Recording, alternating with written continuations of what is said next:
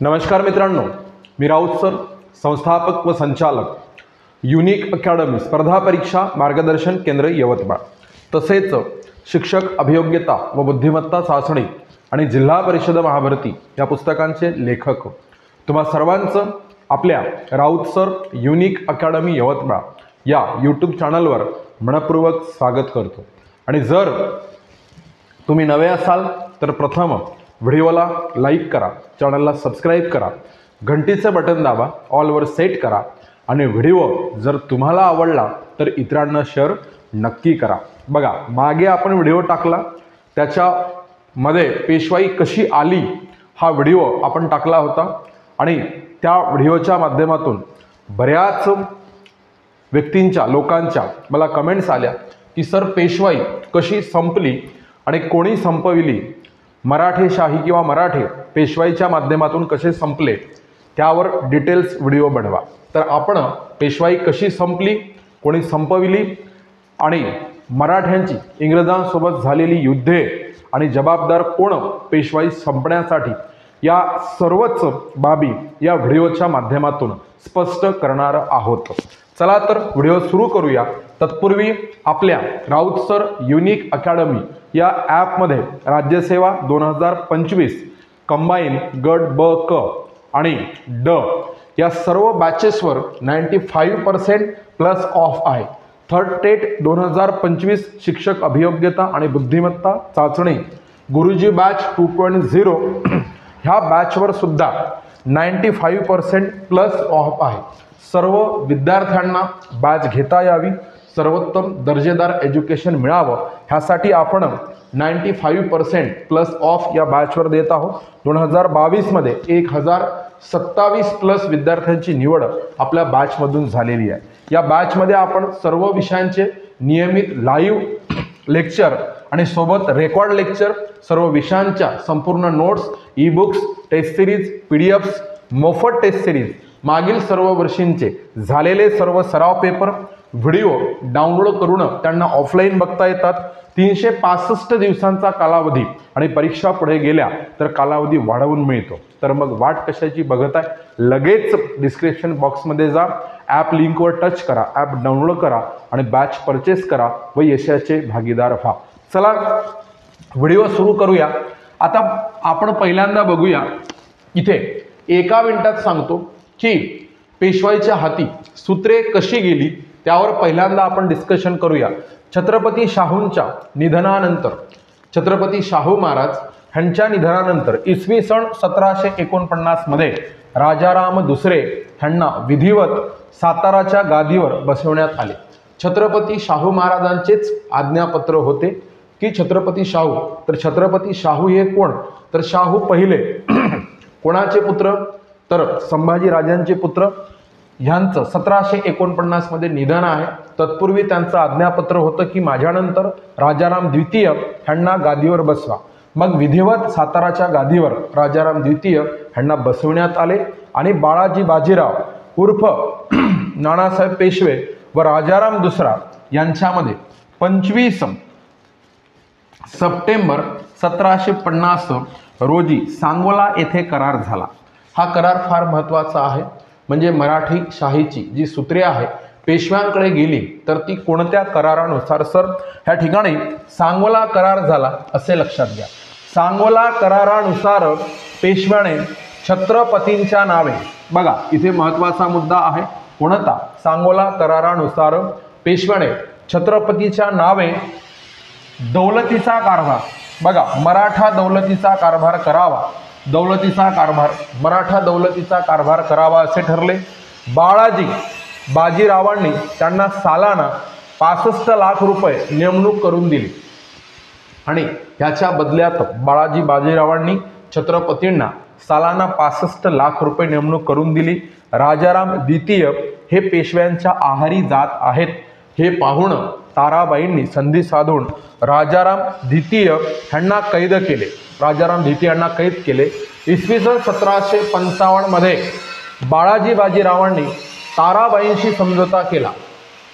बाजीरावांनी कोणाशी, तर ताराबाईंशी समझोता केला। त्यामुळे प्रत्यक्षात ताराबाई राज्यकारभार पाहू लागल्या आणि मग राजाराम ह्यांना फारसे अधिकार उरले नाही, हे लक्षात घ्या. पुढे ताराबाईंच्या मृत्यूनंतर 1761 मध्ये ताराबाईंचा मृत्यू आहे आणि नानासाहेबांचा सुद्धा मृत्यू आहे.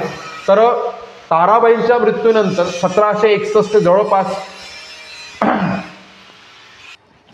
बघा 1761 मध्ये ताराबाईंचा सुद्धा मृत्यू आहे आणि नानासाहेबांचा सुद्धा मृत्यू आहे. मग ताराबाईंच्या मृत्यूनंतर छत्रपतींच्याकडे म्हणजे जवळपासचा थोडा बहुत प्रदेश, इंदापूरची देशमुखी एवढाच मर्यादित अधिकार छत्रपतींना राहिला होता. आणि तत्पूर्वीच मराठ्यांच्या सत्तेचे केंद्र होणं, पेशवे मराठी राज्याचे सूत्रधार आणि सर्वेसर्वा झाले होते, असे आपण लक्षात घेऊया. आता बघा पुढे काय होतंय सर, महत्त्वाचा मुद्दा. तर इथे आपण पेशव्यांची वंशावळ किंवा भट घराणे म्हणजे क्रमाने कोणकोणते पेशवे झाले हा मुद्दा आपल्यासाठी फार महत्त्वाचा आहे. तर इथे बघत असताना प्रथम पहा पेशव्यांची वंशावळ म्हणा, भट घराणे. तर बाळाजी विश्वनाथ कुठून कुठपर्यंत आहे, 17 ते 13, 1713 ते 1720 पर्यंत. त्यानंतर त्यांचा मुलगा बाजीराव प्रथम 1720 ते 1740. त्यांच्यानंतर बाळाजी बाजीराव ह्यांनाच म्हटल्या जातं नानासाहेब, ह्यांनाच म्हटलं नानासाहेब पेशवा. 1740 ते 1761, 1761 मध्ये त्यांचा मृत्यू आहे. आणि 1761 पासून 72 पर्यंत माधवराव पेशवे आहे. माधवराव पेशव्यांच्या नंतर नारायणराव पेशवे 72-73 मध्ये. आणि 73 मध्ये काही दिवस राघोबा दादा म्हणजे रघुनाथराव पेशवा आहे, हे लक्षात घ्या. आणि त्यांच्यानंतर सवाई माधवराव 1774 पासून 1795 पर्यंत. पुढे बाजीराव दुसरा 1796 ते 1818 पर्यंत. अशा प्रकारे हा पहिला पेशवा लक्षात घ्या, हा दुसरा पेशवा, नंतर हा तिसरा पेशवा, त्याच्यानंतर हा चौथा पेशवा, माधवराव चौथे पेशवे, नारायणराव पाचवे पेशवे, रघुनाथराव सहावे, सवाई माधवराव 7 आणि इकडे 8. त्यापैकी रघुनाथरावला काउंट नाही केलं तरी 7 पेशवे. तर हे आहे पेशवे, असं आपण लक्षात घेऊया. आता पेशव्यांच्या वंशावळीची माहिती आपण या ठिकाणी घेत असताना पेशवे घराणे म्हणजे कोणतं घराणं, तर भट घराणं असं या ठिकाणी आपण क्लिअर करू शकतो. लक्ष द्या. बाळाजी विश्वनाथ कुठून कुठपर्यंत आहे, 1713 पासून 1720 पर्यंत. त्यानंतर त्यांचा मुलगा पेशवा झाला बाजीराव प्रथम 20 ते 40. नंतर बाळाजी बाजीराव 40 ते 61 पर्यंत. माधवराव पेशवे 61 ते 72 पर्यंत. नंतर नारायणराव 1772-73. काही दिवस रघुनाथराव पेशवे आहे 73. आणि सवाई माधवराव 1774 पासून 95. आणि बाजीराव दुसरा हे 96, 1796 पासून 1818 पर्यंत पेशवे आहे, असे आपण लक्षात घेऊया. आता बघा हे सगळं बघत असताना 3 युद्धे झाली पेशवे आणि इंग्रज यांच्यामध्ये. सर एकूण किती युद्धे झाली, तर 3 युद्धे झाली. तर 3 युद्धामध्ये जे प्रथम युद्धाचं कारणीभूत व्यक्ती आहे, प्रथम युद्धाचं कारणीभूत व्यक्ती आहे ते म्हणजे रघुनाथराव किंवा राघोबा दादा. आणि बाकीचं दुसरं आणि तिसरं युद्ध म्हणजे दुसरं आणि तिसरं युद्ध या युद्धाचं कारणीभूत व्यक्ती आहे. तर हे त्यांचाच मुलगा, त्यांचेच पुत्र बाजीराव दुसरे पेशवे हे कारणीभूत आहे. म्हणजे पहिल्या युद्धाचं कारणीभूत व्यक्ती कोण, तर रघुनाथराव पेशवे. आणि दुसऱ्या आणि तिसऱ्या युद्धाचं कारणीभूत व्यक्ती कोण, तर बाजीराव दुसरा 1796 पासून 1818. ही 3 युद्ध जी झाली, तर 3 युद्ध कशी कशी झाली आणि पेशवाई कशी कशी संपली, मराठा साम्राज्य कसं कसं कमकुवत होत गेलं, ते सर्व आपण ह्या व्हिडिओच्या माध्यमातून पुढे बघणार आहोत, हे लक्षात घ्या. चला पुढे जाऊया आणि पुढचा मुद्दा बघणं सुरू करूया. इथे पहिल्यांदा पेशवे कोण होते, तुम्हाला सांगितलं अष्टप्रधान मंडळाचे प्रमुख होते. अष्टप्रधान मंडळ कोणी निर्माण केलं, तर शिवाजी महाराजांनीच निर्माण केलं. आणि पहिले पेशवे मोरोपंत त्रिंबक पिंगळे ते प्रधान. आणि त्यांचं महत्त्वाचं कामच होतं की राज्याचा कारभार चालवणे, राज्यकारभार चालवणे, राज्यकारभार चालवणे हे कामच कुणाकडे होतं, तर हे कामच पेशव्यांकडे होतं. आणि आता हे पेशवे कसे कसे होते, तर आता सांगितल्याप्रमाणे बघा पहिले पेशवे आहे मोरोपंत पिंगळे, पहिले पेशवे 1683 मध्ये मृत्यू आहे. रामचंद्रपंत अमात्य 83 ते 1708 पर्यंत आहे. भैरवपंत पिंगळे 1708 ते 1711 पर्यंत पेशवे आहे. बाळाजी विश्वनाथ भट आता सांगितलं त्याप्रमाणे 1713 ते 1720 पर्यंत आहे.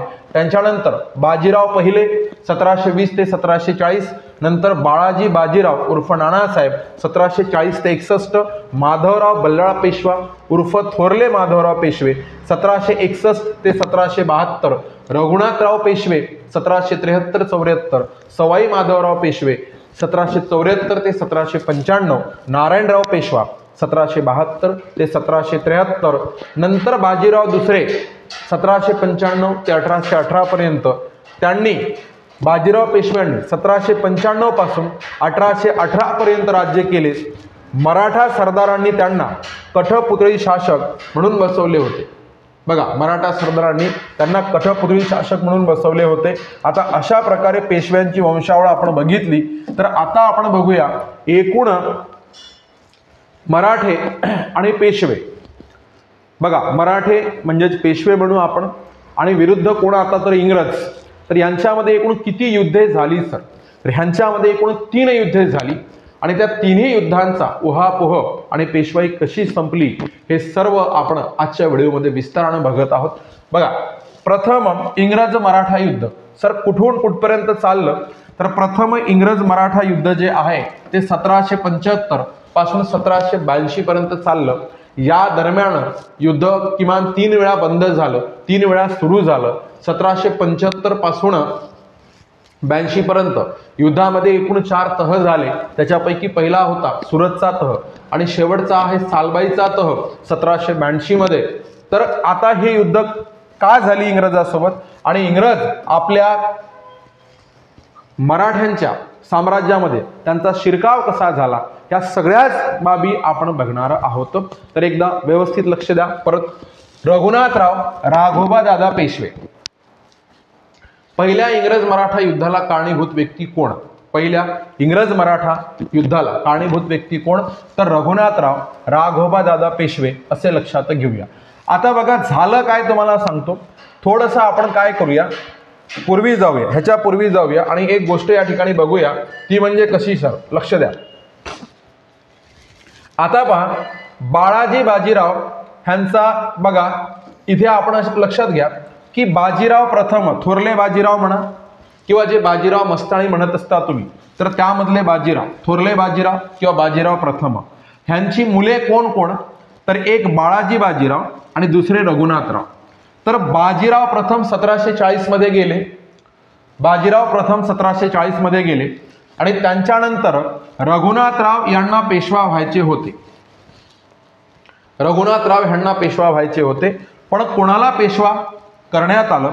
तर बाळाजी बाजीराव यांना पेशवा करण्यात आलं. हे लक्षात घ्या. कोणाला पेशवा करण्यात आलं? तर बाळाजी बाजीराव. म्हणून पेशवा होण्याची जी तीव्र इच्छा आहे ती रघुनाथरावांची मनातच राहून गेली. हा मुद्दा. 1761 मध्ये पुढे बाळाजी बाजीरावांचा मृत्यू झाला. 1761 मध्ये पुढे बाळाजी बाजीरावांचा मृत्यू झाला. म्हणून 1761 मध्ये परत रघुनाथराव यांना पेशवा व्हायचं होतं. पण 1761 मध्ये पाणीपतावर विश्वासराव गेले होते, लक्षात घ्या, आणि सदाशिव भाऊ सुद्धा गेले होते. हे लक्षात घ्या. आता काय? म्हणून मग 1761 मध्ये परत रघुनाथराव यांना वाटलं की त्यांना स्वतःला पेशवा व्हायचा आहे. त्यांची इच्छा पुन्हा उचंबळून आली, इच्छा पुन्हा जागी झाली आणि मग त्यांना वाटलं की आपल्याला पेशवा व्हायचा आहे. म्हणून त्यांनी माधवरावांना विरोध केला. बघा, थोरले माधवराव पेशवे यांना विरोध केला आणि पण तरीही बाळाजी बाजीराव यांचे पुत्र माधवराव पेशवे हे 1761 मध्ये पेशवा झाले. म्हणजे संधी दुसऱ्यांदा सुद्धा, बघा, पहिल्यांदा भावामुळे म्हणजे बाळाजी बाजीरावमुळे रघुनाथराव यांना संधी मिळाली नाही. दुसऱ्यांदा पुतण्यामुळे माधवराव पेशवा ह्यांच्यामुळे दुसऱ्यांदा संधी रघुनाथराव म्हणजे राघोबा दादा ह्यांना संधी मिळाली नाही. मग म्हणून ते चिडले, त्यांनी विरोध केला माधवरावांना. स्वतःचा म्हणजे गृहयुद्धाचा, कुटुंबात कोणाचा? तर रघुनाथरावांचाही विरोध होता. पण 1761 मध्ये पाणीपत झाल्याच्या नंतरही 1.25 लाख मराठे 14 जानेवारी 1761 ला पाणीपतावर मारल्या गेल्याच्या नंतरही माधवरावांनी फक्त 10 वर्षामध्ये मराठा साम्राज्य जागेवर आणलं आणि 1771 मध्ये मराठ्यांनी दिल्ली जिंकली होती. हे विशेष आणि महत्त्वाची गोष्ट होती, ही समजून घ्या. पण तरी रघुनाथरावांचा विरोध माधवरावांना कायमच होता. रघुनाथरावांचा जो विरोध आहे तो माधवरावांना कायमच होता. मग नंतर काय झालं, 1772 मध्ये रघुनाथराव पेशवे यांचा मृत्यू आहे. 1772 मध्ये रघुनाथराव पेशवे यांचा मृत्यू आहे. आणि मग पुन्हा 1772 मध्ये तिसऱ्यांदा रघुनाथराव यांना पेशवा व्हायचंच होतं, म्हणून त्यांची आकांक्षा पुढे उचंबळून आली. आणि तुम्हाला सांगतो, तिसऱ्यांदा सुद्धा त्यांना संधी मिळाली नाही. तिसऱ्यांदा कुणाला पेशवा करण्यात आलं तर 1772 मध्ये नारायणराव यांना पेशवा करण्यात आलं. तेव्हा मात्र रघुनाथराव म्हणजे एकदम इरेला पेटले होते. त्यांना वाटलं की काही झालं तरी चालते, पण मी पेशवा झालोच पाहिजे. म्हणून मग स्वतःच्याच पुतण्याचा रघुनाथराव यांनी पुण्याच्या शनिवार वाड्यामध्ये गारद्यामार्फत वध घडवून आणला, मर्डर घडवून आणला. हे तुम्ही समजून घ्या. त्यांना मारून टाकण्यात आलं. म्हणजे रघुनाथरावांनीच नारायणराव यांना मारलं गारद्यामार्फत. हे मग नारायणराव कुठपर्यंत पेशवा राहिले तर 73. आणि त्याच्यानंतर तुम्हाला सांगतो काही दिवस हे पेशवे राहिले. पण इथे स्वतःच्या पुतण्याला मारून स्वतः पेशवा होणे हे बाकी जे इतर मराठा सरदार होते, फडणवीस, शिंदे, पवार, गायकवाड, हे इतर 12 सरदार, एकूण 12 सरदार. तर या 12 सरदारांना काय म्हटलं गेलं ते लक्षात घ्या. तर 12 सरदारांना बारभाई म्हटलं गेलं. आणि हे बारभाई मंडळ कोणाच्या वेळेस अस्तित्वात आलं तर ते रघुनाथराव पेशवे यांच्या वेळेस अस्तित्वात आलं, हे लक्षात घ्या. तर ह्या बारभाई मंडळांनी मग रघुनाथराव राघोबा दादा यांना विरोध केला.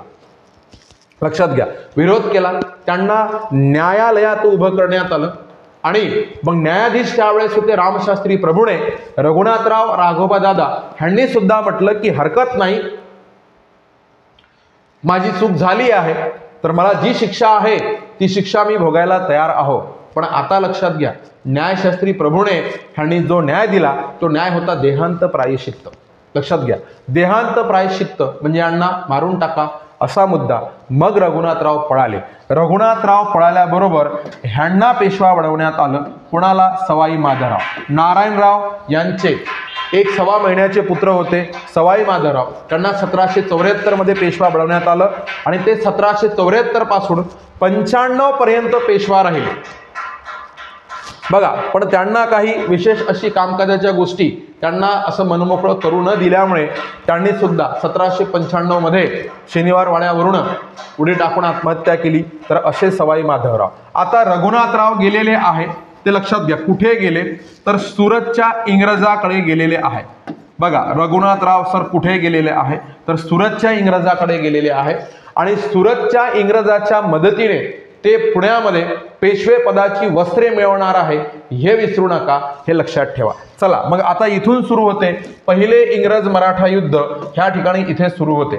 बघा, कोणामुळे तर या पहिल्या इंग्रज मराठा युद्धास कारणीभूत व्यक्ती कोण तर रघुनाथराव म्हणजेच राघोबा दादा पेशवे असे आपण लक्षात घेऊया. आता सुरतचा तह राघोबा दादा म्हणजे रघुनाथराव कुठे गेलेले आहे तर इंग्रजाकडे गेलेले आहे. आणि सुरतचा तह 1775 इंग्रजांना जाऊन हे राघोबा दादा काय म्हणत आहे किंवा रघुनाथराव पेशवे इंग्रजांना काय म्हणत आहे तर इंग्रजही फुकट करणार नाहीये. ह्यांना पेशवे पदावर, पुण्याच्या पेशवे पदावर ह्यांना काही फुकट बसवणार नाहीये, हे तुम्ही लक्षात घ्या. तर त्या ठिकाणी होणार काय आहे, इंग्रज काय काय मागत आहे ते बघा. ठाणे, साष्टी, वसई व सुरत जवळील जंबूसार, ओलपद हे तालुके रघुनाथरावांनी कायमचे इंग्रजांना द्यावे. हे बघा, इंग्रजांची डिमांड आहे. या बदल्यात इंग्रजांनी रघुनाथरावाला पुण्यामध्ये पेशवेपदी बसवावे. यानंतर आता बघा हे ठरलं. आणि यानंतर रघुनाथराव कंपनीच्या मदतीने पुण्याकडे निघाले. तर इकडे जे बारभाई मंडळ होते, बारभाई मंडळाचे प्रमुख नाना फडणवीस, महादजी शिंदे, पवार, गायकवाड इत्यादी एकूण 12 सरदार होते. लक्षात घ्या. तर त्यांची अडास या ठिकाणी लढाई झाली. अडासला बघा, अडासला लढाई झाली. आणि अडास येथे लढाई झाल्याच्या नंतर ही लढाई कशी होती सर, अनिर्णित होती. बघा, म्हणजे काय तर कोणीच जिंकले किंवा हारले हे त्या ठिकाणी स्पष्ट झालं नाही. ही जी लढाई होती तर ती लढाई कशी होती सर तर अनिर्णित होती. आता बघा, एक महत्वाची गोष्ट, या दरम्यानच एक कायदा झाला होता. तो कायदा म्हणजे कोणता, 1773चा रेग्युलेटिंग ऍक्ट झाला होता. बघा, 1773चा रेग्युलेटिंग ऍक्ट. तेव्हा भारतामध्ये इंग्रजांचं राज्य आहे, म्हणजे British east India company, British east India कंपनीचं राज्य आहे. आणि त्या ब्रिटिश ईस्ट इंडिया कंपनीसाठी 1773चा रेग्युलेटिंग ऍक्ट झाला होता. त्यांच्या वखारी महत्त्वाची जी ठिकाणं होती, शहरं होती, तर ती इकडे साऊथ दक्षिण भारतामध्ये इकडे होतं मुंबई, इकडे होतं मद्रास आणि इकडे कलकत्ता. तर हा जो कलकत्त्याचा गव्हर्नर आहे तो कलकत्त्याचा गव्हर्नर हा गव्हर्नर जनरल बनला होता. कोणत्या कायद्याने? तर 1773च्या रेग्युलेटिंग ऍक्टने तो गव्हर्नर जनरल बनला होता. आणि मग त्याला एक अधिकार मिळाले होते. या तिन्ही ठिकाणच्या गव्हर्नर पैकी कलकत्त्याचा गव्हर्नर हा गव्हर्नर जनरल झाला होता. आणि तेव्हा गव्हर्नर जनरल कलकत्त्याचा कोण होता? तर वॉरेन हेस्टिंग होता. बघा, गव्हर्नर जनरल कोण होता सर? तर तेव्हाचा वॉरेन हेस्टिंग होता. आणि त्याला अधिकार होते की मुंबई आणि मद्रास या ठिकाणी जे गव्हर्नर आहे त्यांनी परराष्ट्र संबंध, त्याच्यामध्ये युद्ध, शांतता, तह, तर या गोष्टीसाठी विचारल्याशिवाय युद्ध करू नये. पण इकडे सुरतकर इंग्रजांनी काय केलं होतं? तर रघुनाथराव सोबत 1775 मध्ये तह सुद्धा केला होता आणि पुण्यावर चालून सुद्धा आले होते आणि अडासला येऊन युद्ध सुद्धा सुरू केलं होतं. आणि हे कलकत्त्याला जो गव्हर्नर जनरल आहे त्याचं नाव आहे वॉरेन हेस्टिंग. बघा, नाव काय आहे? तर वॉरेन हेस्टिंग. त्या वॉरेन हेस्टिंगला हे आवडलं नाही, म्हणून युद्ध म्हणजे इंग्रजांचा फायदा असताना सुद्धा वॉरेन हेस्टिंगचा इगो दुखावला गेला की मला बाबा गव्हर्नर जनरल केलेला आहे, पण तरी सुद्धा सुरतकर इंग्रजांनी विचारलं नाही. म्हणून वॉरेन हेस्टिंगने ते युद्ध बंद पाडलं आणि सुरतचा तह मला मान्य नाही, गव्हर्नर जनरल ह्या नात्याने मान्य नाही, असं कोण म्हणत आहे? वॉरेन हेस्टिंग म्हणत आहे. हे लक्षात घ्या. बघा, सुरतचा हा करार कलकत्ता गव्हर्नर, आता कलकत्ता गव्हर्नर म्हणजे वॉरेन हेस्टिंग, याला पसंत पडला नाही. त्याचे खरे कारण असे होते की तो नुकताच गव्हर्नर जनरल झाला होता. हे लक्षात घ्या, गव्हर्नर जनरल.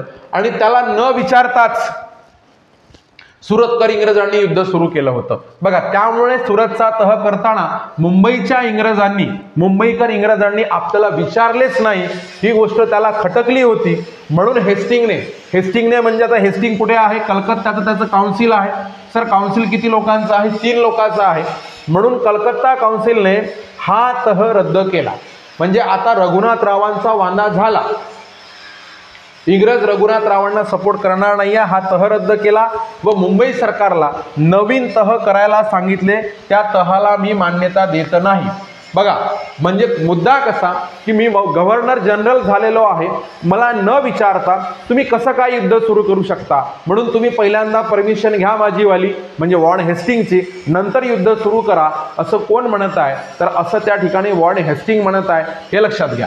पण तोपर्यंत युद्ध सुरू झाले होते. हेस्टिंगने कर्नल अपटनला पुण्यात पाठवले. आता कर्नल अपटन कुठून येत आहे सर? बघा, हा कर्नल अपटन कुठून येत आहे? तर तो कलकत्त्यावरून येत आहे. कोण पाठवत आहे त्याला? पुण्यामध्ये तह करण्यासाठी वॉरेन हेस्टिंग पाठवत आहे. आणि तो आल्याच्या नंतर त्याने पुरंदरचा तह केला. हा दुसरा तह होय. बघा, त्याने पुरंदरचा तह केला, हा युद्धादरम्यानचा दुसरा तह होय. पुरंदरचा तह पुढच्या वर्षी झाला, म्हणजे 1776 मध्ये झाला. आणि पुरंदरच्या तहामध्ये काय काय झालं ते आपण बघूया. आता पुरंदरच्या तहात काय ठरलं? तर साष्टी सगट ठाण्याचा किल्ला इंग्रजाकडे राहील असे या तहात ठरले व दोघांमधील युद्ध तात्पुरते थांबले. पुरंदरच्या तहाने तात्पुरते थांबले. राघोबा दादाला मराठ्यांचे स्वाधीन करायचे ठरले, महत्वाचा विषय, व त्याने केलेले पूर्वीचे तह रद्द करण्यात आले. हा पुरंदरचा तह होता. आणि राघोबा दादासाठी काय ठरलं तुम्हाला सांगतो की राघोबा दादाने राजकारणातून पूर्णपणे निवृत्त व्हायचं. म्हणजे राजकारणामध्ये राघोबा दादाने अजिबात इंटरफेअर करायचं नाही आणि पूर्णपणे निवृत्त होणं. राघोबा दादांनी कुठे राहायचं? तर कोपरगाव या ठिकाणी राहायचं.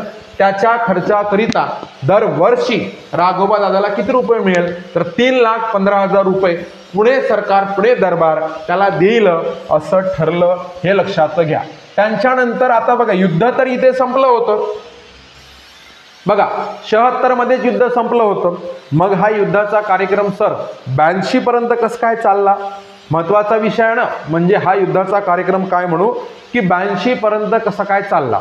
तर आता तुम्हाला सांगतो की इंग्रज आणि फ्रेंच हे हाडाचे शत्रू होते, लक्षात ठेवा.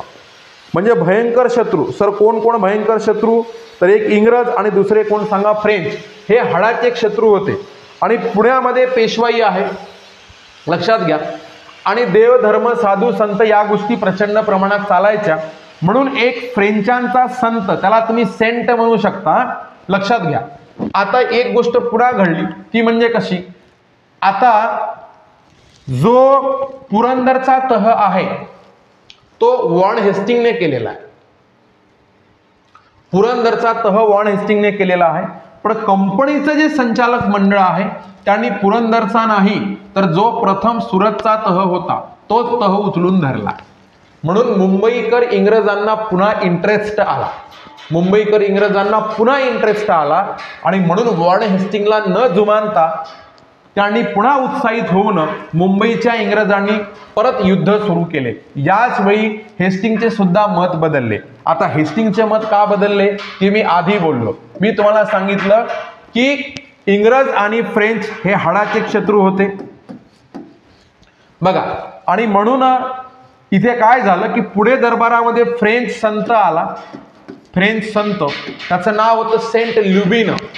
सेंट ल्युबिन त्याचं पुणे दरबारामध्ये प्रचंड जंगी स्वागत झालं आणि त्याचाही राग मग वॉन हेस्टिंगला आला. मग वॉन हेस्टिंगने पुन्हा स्वतः कलकत्त्यावरून सैन्य पाठवलं.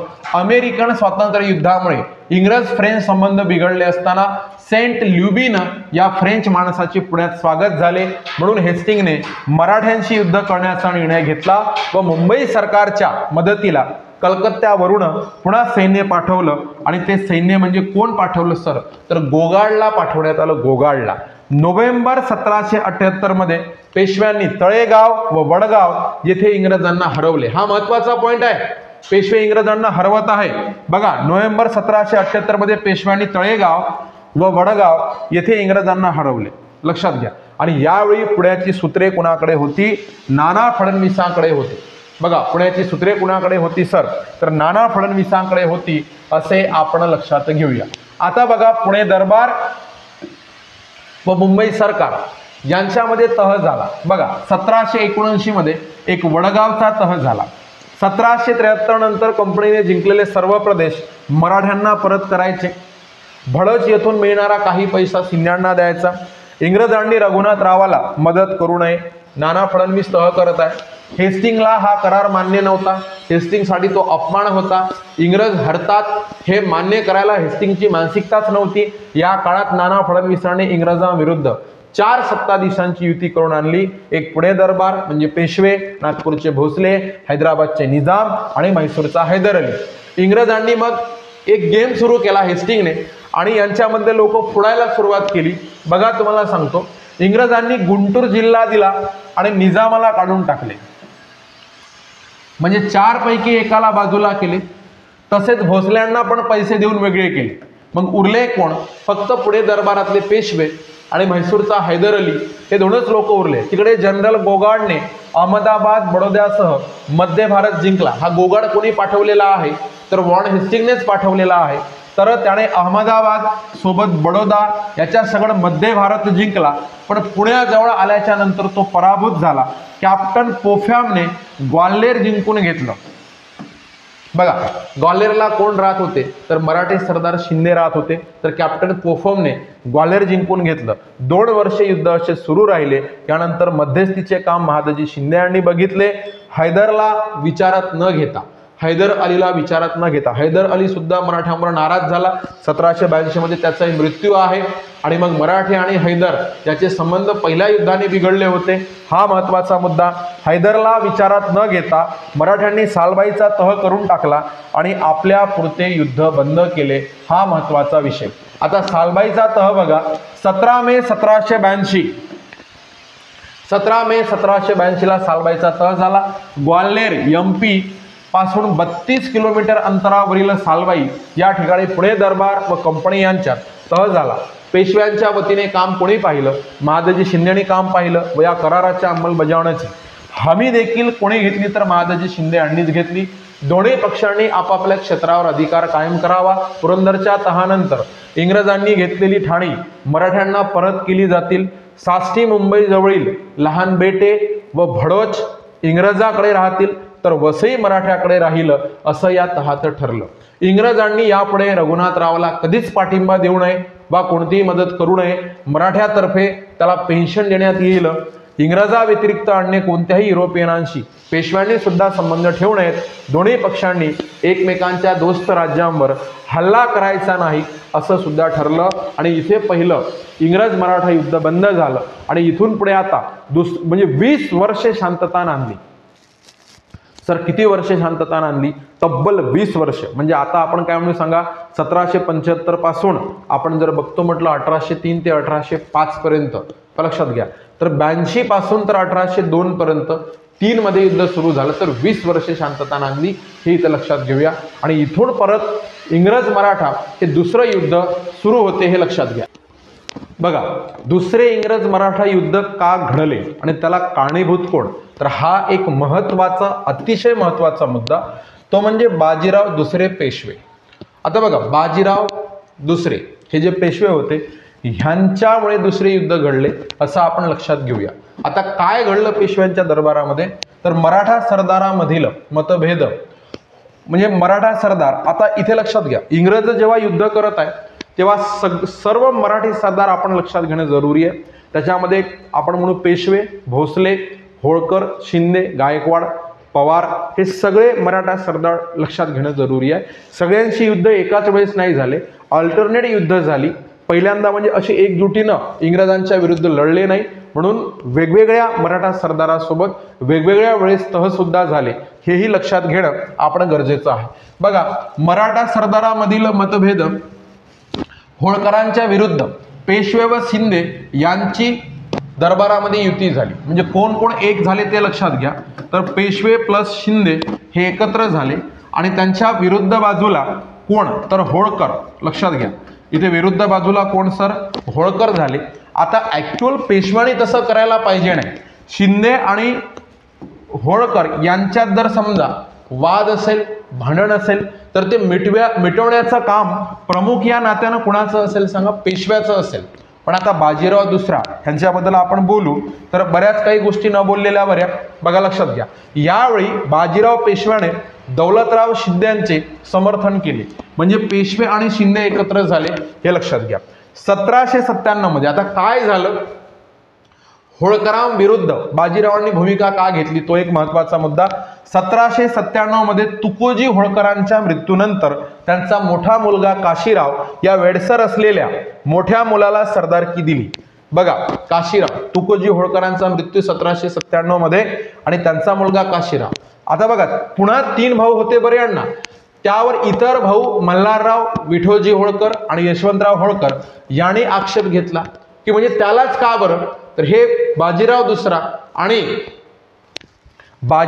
आणि शिंद्यांचं कपट होय, कट कारस्थान होय असं त्यांना वाटलं. म्हणून आता काय झालं, 1802 साली यशवंतराव होळकरांनी हडपसरच्या लढाईत, आता इथून एक इव्हेंट घडला तुम्हाला सांगतो, आणि त्या वादातून पेशवे प्लस शिंदे, म्हणजे एका बाजूला बघा तुम्हाला सांगतो पेशवे प्लस कोण सांगा, शिंदे अशी युती, आणि दुसऱ्या बाजूला कोण सर, तर दुसऱ्या बाजूला होळकर, अशी लढाई झाली. आणि या लढाईमध्ये म्हणजे मुळात पेशव्यांनी नाही तर शिंदे आणि होळकर यांचं वैर होतं, लक्षात ठेवा. म्हणून शिंद्यांच्या सैनिकांनी तर इतर जे भाऊ आहेत आळीपाळीनं लक्षात ठेवा, तर काशीरावचा मृत्यू झाल्यानंतर मल्हारराव आणि विठोजी ह्यांना मारण्यात आलं. आता मल्हारराव, विठोजी यांना मारण्यात आल्याच्या नंतर यशवंतराव होळकर खवळले आणि ते मोठ्या फौजणीचे बाजीराव दुसऱ्यावर पुण्यावर चालून आले आणि पुण्यापासून तर बऱ्याच मैलापर्यंतचा प्रदेश ह्यांनी जाळून खाक केला. 1802 साली बघा, यशवंतराव होळकरांनी हडपसर येथे मोठी लढाई झाली बाजीराव दुसऱ्यासोबत. या लढाईत पेशवे व शिंदे या दोघांचाही पराभव केला आणि या पराभवामुळे बाजीराव परत इंग्रजांच्या आश्रयाला वसईमध्ये गेला.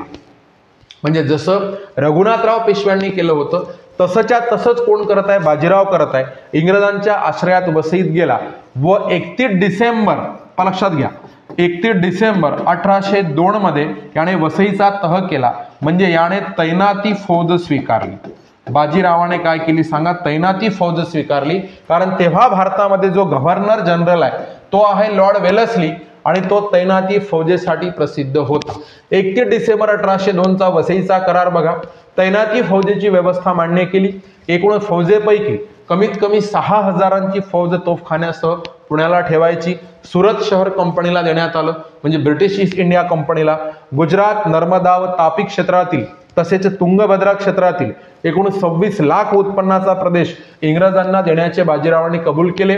इंग्रजाशिवाय कोणत्याही युरोपियन लोकांना दरबारात ठेवू नये हा कॉमन विषय होता, कारण इंग्रजांना फक्त स्वतःच सर्वेसर्वा व्हायचं होतं, दुसऱ्यांना एंट्री करू द्यायची नव्हती. निजामाकडून बघा बाळाजी विश्वनाथच्या काळापासून चौथाई सरदेशमुखी वसूल करायचे. निजामांनी सुद्धा संभाजी दुसऱ्याला पुढे करून शाहू महाराजांविरुद्ध युद्ध केलं होतं आणि पालखेडच्या लढाईमध्ये बाजीराव पहिला यांनी निजामाला हरवलं होतं आणि चौथाई सरदेशमुखीच्या कारणावरून. पण आता निजामाकडून चौथाई घेण्याचा अधिकार पेशव्यांनी सोडून दिला, हे लक्षात घ्या. तसेच गायकवाडासोबत युद्ध न करण्याचे वचन दिले. पेशवे आणि गायकवाड यांचं जमायचं नाही, पेशव्याकडून येणी बाकी होती, तर ते तिसऱ्या युद्धाचं कारण होणार आहे, ते आपण बघणार आहोत. तर हे अशा प्रकारे इथे काय म्हणून तह घडत आहे, वसईचा तह. नंतर बघा देवगावचा तह झाला. आता हे युद्ध झाले, वेगवेगळ्या युद्धामध्ये शिंदे, भोसले, होळकर हे लोक हरले इंग्रजासोबत, आपण लक्षात घेऊया.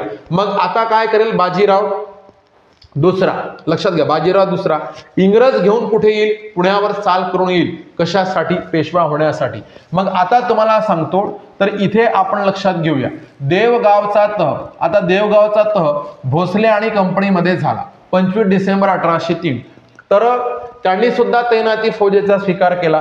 कटक, बालासोर, वर्धा नदीच्या पश्चिमेकडचा सर्व प्रदेश इंग्रजांना दिला. वसईच्या तैनाती फौजेच्या अटी मान्य केल्या, जे वसईच्या तहात होत्या त्या. एल्फिन्स्टन यास भोसल्यांच्या दरबारात रेसिडेंट म्हणून नेमण्यात आले. तर अशा काही गोष्टी देवगावच्या तहाने घडल्या.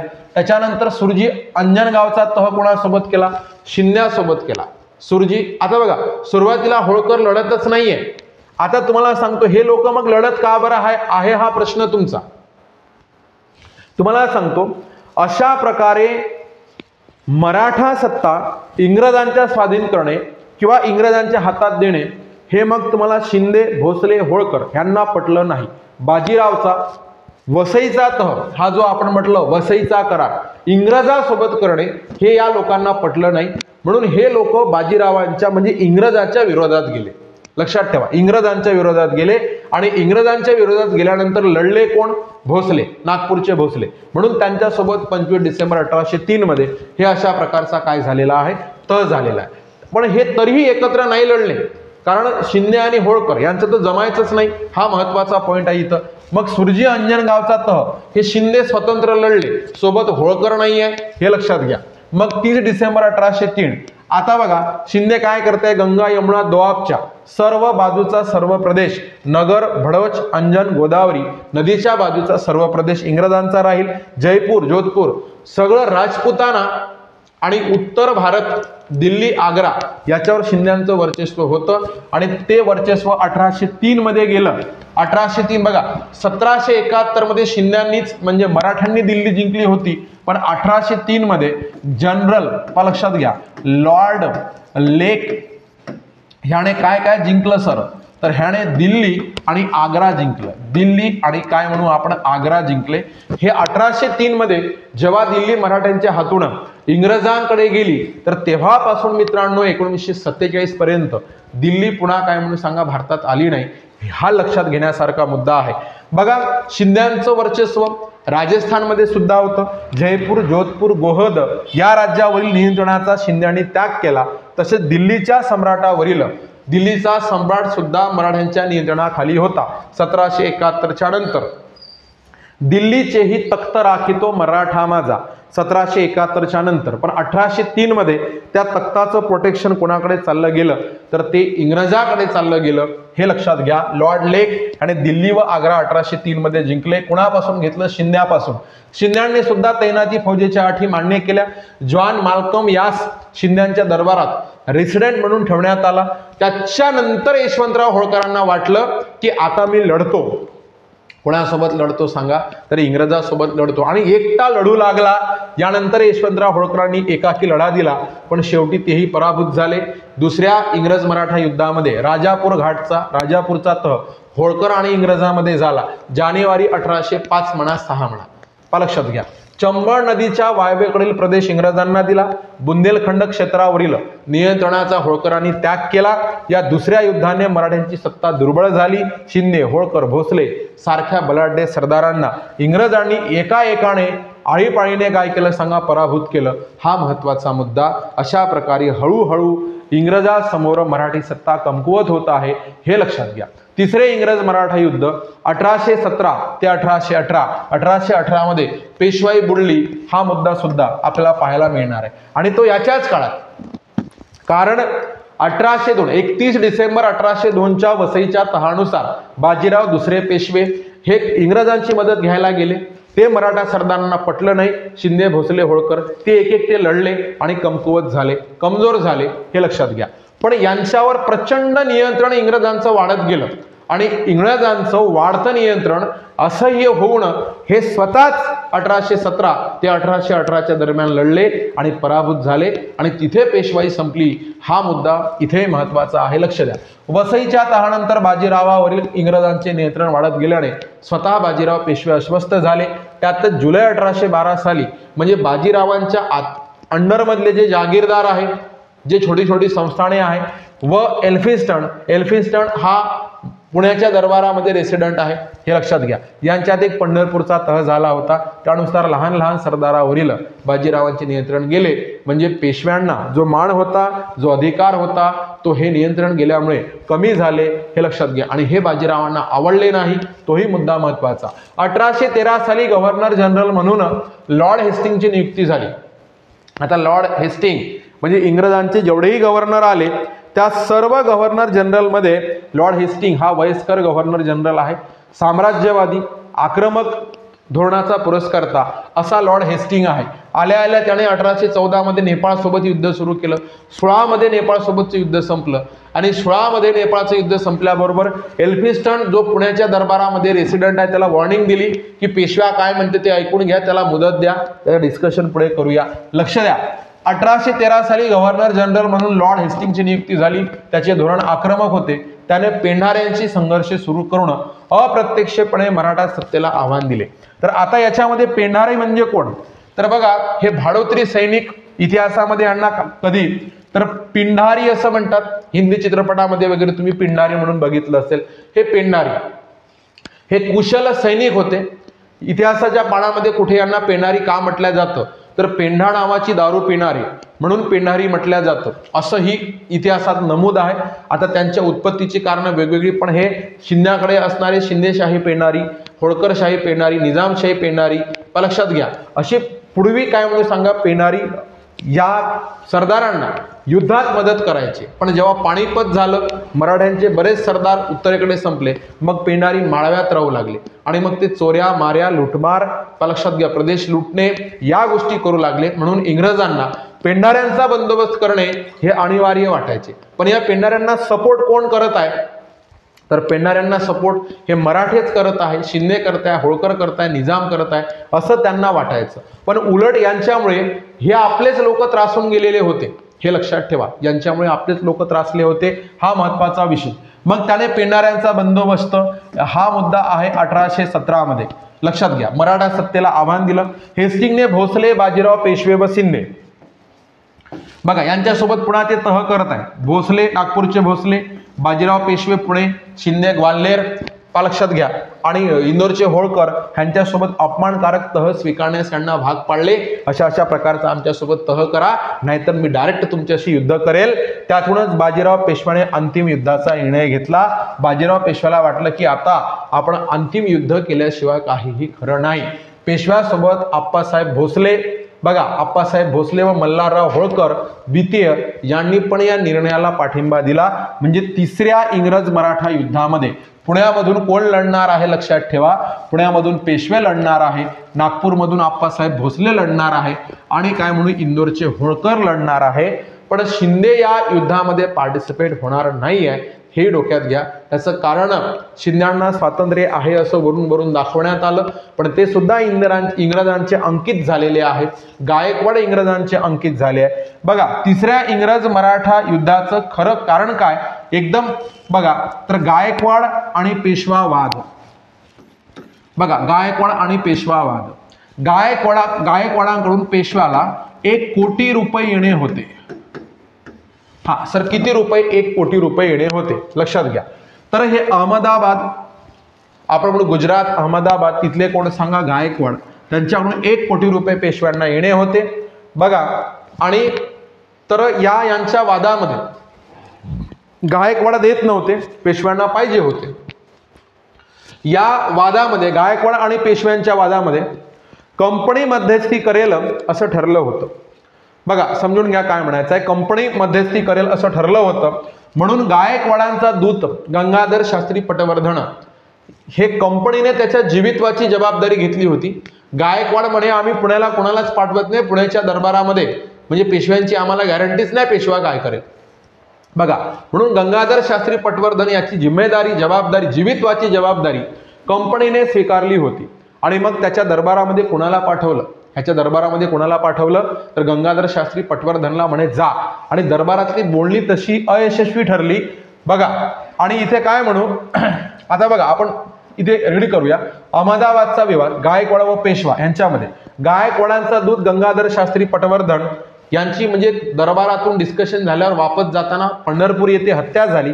त्यावरून बडोद्याचे गायकवाड व पेशवे यांच्यातील संबंध ताणले गेले आणि कंपनीचंही नाक कापल्या गेलं. त्याचं कारण गंगाधर शास्त्री पटवर्धन ह्यांची जबाबदारी कोणी घेतली होती तर कंपनीनं घेतली होती. म्हणून बघा, या हत्येबाबत इंग्रजांना पेशव्यांचा विश्वासू त्र्यंबकजी डेंगळे बघा, त्र्यंबकजी डेंगळे हा पेशव्यांचा विश्वासू होता, बाजीराव दुसऱ्याचा. याच्यावर संशय होता. तसा आरोप करून इंग्रजांनी म्हणजे त्र्यंबकजी डेंगळेला आम्हाला द्या असं म्हटलं आणि बाजीरावांवर पुण्याचा तह लादला. आता पुण्याचा तह काय होता? 13 जून 1817 मराठा राज्याचा सर्वोच्च शासक असल्याचा दावा पेशव्याने सोडला. म्हणजे पहिले तर तू हे सोडून दे म्हणे की तू मराठा राज्याचा सर्वोच्च शासक आहे. पेशव्याने सरदारावरील आपल्या नियंत्रणाचा त्याग केला. सरदारावरचं सर्व नियंत्रण सोडलं. पेशवा इतर सत्तांशी फक्त रेसिडेंटच्या माध्यमातून संबंध ठेवेल. इंग्रज रेसिडेंट एल्फिन्स्टनच्या माध्यमातून संबंध ठेवेल. अहमदनगरचा किल्ला, बुंदेलखंड, माळवा, झांसी व इतर प्रदेशांचे अधिकार ब्रिटिशांना देण्याचे पेशव्याने मान्य केले. कंपनीचे सैन्य पुण्यात ठेवण्यास पेशव्याने संमती दिली. तसेच आपल्या प्रदेशातून कंपनीला सैनिक आवागमन करण्याची सुद्धा मान्यता दिली.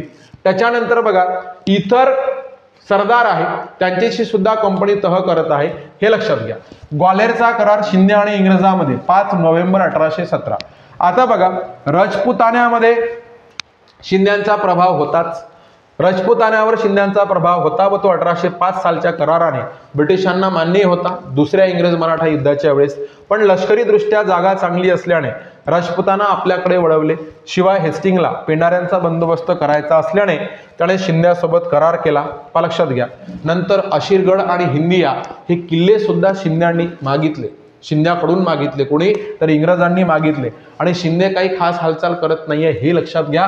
पेंढाऱ्या विरुद्ध ब्रिटिशांना शिंद्यांची मदत करावी, शिंद्यांनी मदत करावी व आपल्या प्रदेशात पेंढाऱ्यांना अजिबात थारा देऊ नये असं हेस्टिंगनं अभिवचन घेतलं. कुणाकडून? शिंद्याकडून घेतलं. राजपुतावरील सर्व हक्क शिंद्यांनी सोडून द्यावेत असे ठरले. इंग्रजांनी आमिर खान व गफूर खान यांना होळकरापासून फोडले. आप्पासाहेब भोसले, मल्हारराव होळकर हे दुसरे व बाजीराव या सर्वांनी इंग्रजाविरुद्ध एकत्र येण्याचे ठरवले तिसऱ्यांदा. आता एकदम डोई जड काम झालं होतं बाजीराव दुसरा यांचं. म्हणून आप्पासाहेब भोसले, मल्हारराव होळकर हे दुसरे आणि बाजीराव दुसरा सर्वांनी इंग्रजाविरुद्ध एकत्र येण्याचं ठरवलं. पण इंग्रजांनी त्यांना एकत्र येऊ न देता वेगवेगळ्या ठिकाणी पराभूत केलं. हा महत्वाचा मुद्दा. इथे बघा, शेवटच्या लढाया आणि तह कसे झाले बघा. सीताबर्डीच्या लढाईत नोव्हेंबर 1817 भोसले पराभूत झाले. नागपूरचे भोसले, नागपूरमध्ये सीताबर्डी, त्या लढाईमध्ये नागपूरचे भोसले पराभूत झाले. उज्जैन महितपूरच्या लढाईमध्ये डिसेंबर 1817 होळकर पराभूत झाले. बघा, यशवंतराव होळकरांचा तोपर्यंत मृत्यू झाला होता. यशवंतरावांची पत्नी तुळशीबाई यांनी या युद्धामध्ये भाग घेतला होता आणि ते पराभूत झाले. मग त्यांच्यासोबत तह करण्यात आला. मंदसोरचा तह होळकर आणि इंग्रजांमध्ये झाला 6 जानेवारी 1818. यानुसार होळकरांवर पेशव्यांचे नियंत्रण राहणार नाही, तसेच तैनाती फौज होळकरांनी मान्य केली. तत्पूर्वी तहाच्या आधी बघा, खडकी नोव्हेंबर 1817 लक्षात घ्या. 3 लढाया झाल्या. एकूण किती लढाया झाल्या सर?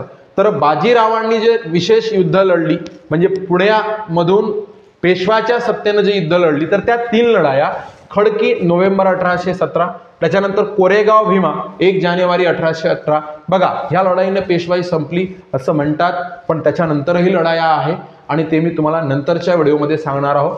खडकी पेशव्याने जी 3ऱ्या इंग्रज मराठा युद्धात सुरुवात केली ते खडकीचं युद्ध नोव्हेंबर 1817. त्याच्यानंतर सेकंड फेज त्याचा कोरेगाव भीमा 1 जानेवारी 1818. पण तिथे 3रं इंग्रज मराठा युद्ध संपत नाही. आष्टीच्या लढाईमध्ये 19 फेब्रुवारी 1818 बाजीराव पराभूत झाला. पण त्या ठिकाणी सुद्धा बाजीरावाने शरणागती पत्करली नव्हती. तर आपण ह्या 3 लढाया थोड्याशा बघूया. आता पेशवाईचा अस्त कसा झाला. शेवटी 19 फेब्रुवारीला म्हणजे हे आष्टीची लढाई 19 फेब्रुवारी 1818, जे पेशव्यांचा सेनापती होता बापू गोखले हा युद्धात पडला. लक्षात घ्या, म्हणजे बापू गोखले पराभूत झाला. तर त्यावेळेस पेशवे तिथून आष्टीमधून, लक्षात घ्या, शेवटी 19 फेब्रुवारीला पेशवे पंढरपुरास निघाल्याचे समजतात जनरल स्मिथ यांनी आष्टी येथे पेशव्यांवर हल्ला केला. ही आष्टीची गोष्ट. आष्टीला पेशव्यांवर हल्ला केला. या युद्धात बापू गोखले मारले गेले. पेशव्यासोबत असलेले छत्रपती इंग्रजांच्या ताब्यात सापडले आणि ब्रिटिशांनी जे राजकारण होतं ते साध्य झालं. ब्रिटिशांनी छत्रपतींना ताब्यात घेतल्याबरोबर त्यांच्या मार्फत जाहीरनामा काढला आणि त्याच्यात बाजीरावाचं पेशवेपद काढून घेतलं. बाजीरावांचे पेशवेपद काढून घेतले. 10 एप्रिल 1818ला जनरल स्मिथनी सिंहगड आणि पुरंदर ताब्यात घेतला. 3 जून 1818ला बाजीरावांनी धुळकोट या ठिकाणी शरणागती पत्करली. बघा कधी सर, 3 जून, आता म्हणे हरलो शरण आलो. 3 जून 1818 या ठिकाणी धुळकोट या ठिकाणी शरणागती पत्करली. नंतर इंग्रजांनी बाजीरावला 80,000 पौंड्स युरोपचं करन्सी आहे, चलन आहे, 80,000 पौंड्स पेन्शन देऊन त्यांची रवानगी कानपूर जवळील ब्रह्मावर्त बिठूरमणा त्या ठिकाणी केली आणि 1852 मध्ये त्यांचा मृत्यू झाला. अशा प्रकारे 1818 मध्ये मित्रांनो पेशवाई संपली. बघा, इतिहासाला बरेच पैलू असतात, हजारो लेखक असतात, वेगवेगळी मतांतरे असतात. म्हणून व्हिडिओला कमेंट करताना विचार करून करायच्या. निवळ म्हणजे असेच झाले, तसेच झाले, हेच झाले असं नाही करायचं. तर कमेंट ज्या आहे त्या प्रॉपर आपण विचार करून करायच्या. हा महत्त्वाचा मुद्दा. बघा, इंग्रजांनी रायगड किल्ला देखील ताब्यात घेतला. रायगडावर त्यांनी सगळी हिशेबाची आणि दरबारी कागदपत्रे जाळून टाकली. म्हणजे पेशवे आणि त्यांची इतर देणीघेणी काहीच ठेवली नाही, सगळी जाळून टाकली व सगळ्या मुख्य इमारती पूर्ण जमीनदोस्त करून टाकल्या. इंग्रजांचा काळा कालखंड भारतावर 1818 पासून म्हणजे सुरू झाला. आणि पुण्यामध्ये शनिवार वाड्यावर जनरल स्मिथ याने स्वतः नाही चढवला, तर बाळाजीपंत नातू या मराठी व्यक्तीनेच म्हणजे भगवा खाली केला आणि युनियन जॅक त्या ठिकाणी चढवला. हाही महत्त्वाचा मुद्दा इथे.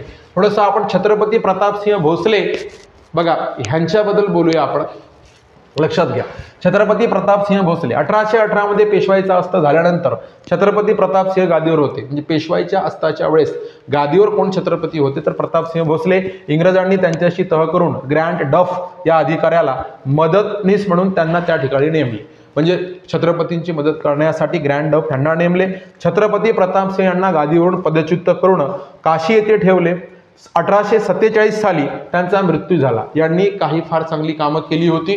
त्याच्यामध्ये बघा, छत्रपती प्रतापसिंह भोसले यांचे कारभारी रंगो बापूजी गुप्ते यांनी या अन्यायाविरुद्ध इंग्लंडपर्यंत दाद मागण्याचा प्रयत्न केला, पण त्यांना यश आले नाही. अखेर 1848 मध्ये डलहौसी आला. त्याने एक नियम आणला, दत्तक वारसा नामंजूर, आणि 1848 मध्ये दत्तक विधान नामंजूर करून डलहौसीने सातारा राज्य खालसे केले होते. छत्रपती प्रतापसिंह यांनी महादरा व यवतेश्वर देवालयाच्या मागे तलाव बांधून शहरात पाण्याची व्यवस्था केली. रस्ते बांधून त्यांच्या बाजूला झाडे लावली. त्यांनी सातारा ते महाबळेश्वर व प्रतापगडापर्यंत रस्ता तयार केला. पुढे हा रस्ता महाडपर्यंत नेला. मुलामुलींना शिकण्यासाठी पाठशाळा बांधली. छापखाना काढला. अनेक उपयुक्त ग्रंथ छापून काढले. 1847 मध्ये राजनीती विषयक सभानीती नावाचा ग्रंथ छापला. महाराज स्वतः रोजनिशी लिहत आणि त्यांच्या रोजनिशीमधून आपल्याला बऱ्याच गोष्टी कळल्या. मित्रांनो, आपल्या राऊत सर युनिक अकॅडमी ॲपमध्ये राज्यसेवा 2025 आणि कंबाईन गट ब क सर्व बॅचेसवर 95% प्लस तुम्हाला ऑफ मिळत आहे. थर्ड टेट 2025 गुरुजी बॅचमध्ये 95% तुम्हाला ऑफ मिळत आहे.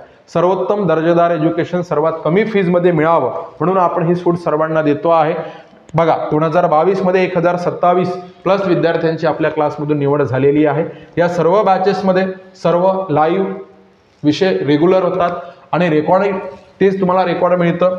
सर्व विषयांच्या संपूर्ण notes, ebooks, PDF, test series, मागील सर्व वर्षींचे झालेले सर्व सराव पेपर व्हिडिओ डाउनलोड करून ऑफलाईन बघता येतात। 365 दिवसांचा कालावधी आपल्या भारताचा, जगाचा, महाराष्ट्राचा दैदिप्यमान इतिहास, भूगोल, अर्थ, राज्य, विज्ञान, सर्व ग्रामर आणि तुमचं मॅथमॅटिक्स, इंग्रजी हे सगळं समजून घेण्यासाठी आणि यशाचे भागीदार होण्यासाठी डिस्क्रिप्शन बॉक्समध्ये जा, ॲप लिंकवर टच करा आणि जे शिकाऊ उमेदवार आहे त्या सर्वांनी बॅच परचेस करा। व्हिडिओ आवडला असेल व्हिडिओला लाईक करा, चॅनलला सबस्क्राईब करा, घंटीचं बटन दाबा, ऑलवर सेट करा आणि व्हिडिओ सर्वांना शेअर नक्की करा। Thank you so much.